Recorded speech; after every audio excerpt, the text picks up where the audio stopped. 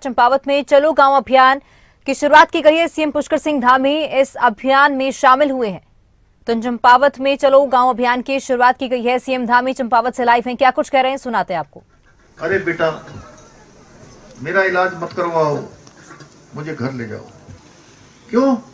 पहले दिन भर्ती होता था 10,000 का बिल आया, दूसरे दिन में 20,000 हो गया, तीसरे दिन में 30,000 हो गया, फिर 50,000 हो गया, फिर बढ़ता चला गया।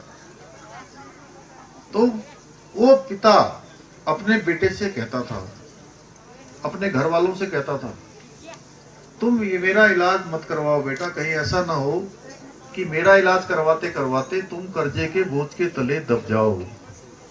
तुमको कहीं घर में रखे हुए जेवर गिरवी रखने पड़ेंगे, कहीं जमीन बेचनी पड़ेगी, कहीं मकान बेचना पड़ेगा, उधार लेना पड़ेगा।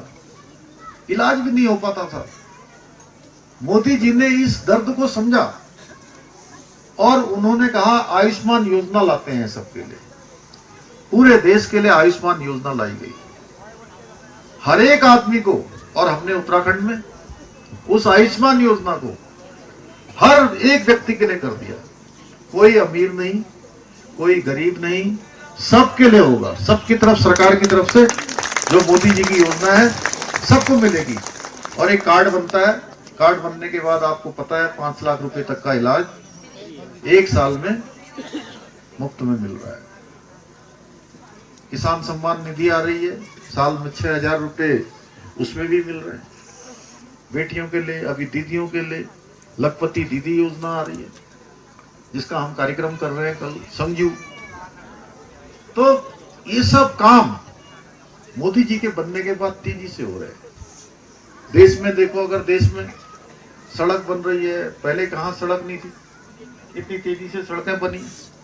आप लोग यहाँ से लोहाघाट जाते होगे, लोहाघाट से पिथौरागढ़ जाते होगे, या टनकपुर जाते होगे, या दिल्ली की तरफ, देहरादून की तरफ, कहीं भी आप जाते थे तो कितनी मुश्किल होती थी। पहले कई घंटे लग जाते थे,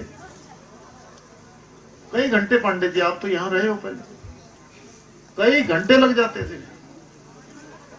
कमर भी टेढ़ी हो जाती थी, लोग परेशानी, धक्के लग रहे हैं, कहां पर एक्सीडेंट हो जाए पता नहीं, कहीं कुछ रोड कब ब्लॉक हो जाए पता नहीं। सब रोडें बन गई देश में।